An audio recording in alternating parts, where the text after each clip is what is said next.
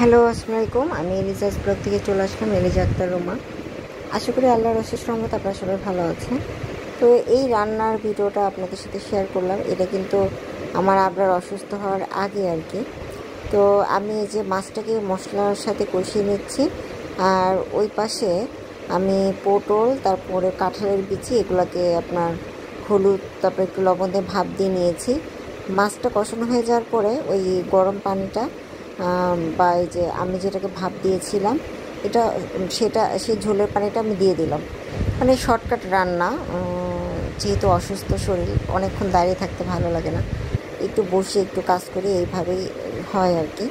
আর বাবু লুডুস খাবে, তো বাবুর জন্য একটু লুডুস রান্না করেছি, সেটারও একটু ভিডিও আপনার জন্য রেখেছি। আর এটা অন্য আরেকদিন বাবুর জন্য এই যে ডাল, তারপরে চিকেনের রোস্টের মতো করেছিলাম, আবার একটু সেমাইও রান্না করেছি। আসলে আমি চেষ্টা করি আমার আব্বারকে নতুন নতুন বা মানে সবসময় একটু ওর পছন্দের খাবার ওর সামনে দেওয়ার জন্য, কিন্তু তারপরে ও খায় না।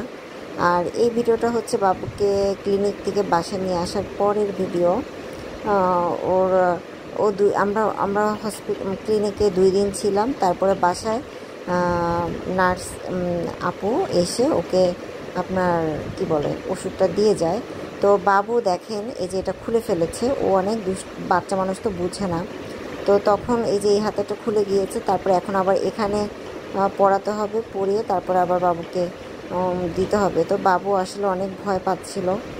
আর এই যে আজকে যে ক্যানেলাটা পরায়, পরের দিন যখন আবার দিতে আসে সেটাও দেখা যায় খুলে গিয়েছে। তারপরে এইটা খুলেও তাকে আবার নতুন করে দিতে হয়েছে। তো বাবুকে মানে 5টা মানে আপনার মানে কি বলে অ্যান্টিবায়োটিক দেওয়া হয়েছে, এবং 5 বারই তাকে ফুটা করতে হয়েছে।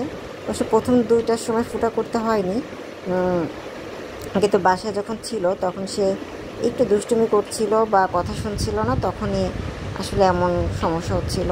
তো পরেরগুলো আর আমি ভিডিও করিনি, কারণ বাবু অনেক কষ্ট পেয়েছে। আর মানে আমি আসলে আমার কষ্টের মুহূর্তগুলো ওইভাবে আসলে শেয়ার করতে পারি না। আর তারপর লেট করে দিলাম, আমার বাবুর কষ্টের মুহূর্তটা আমি ধরে রেখেছি।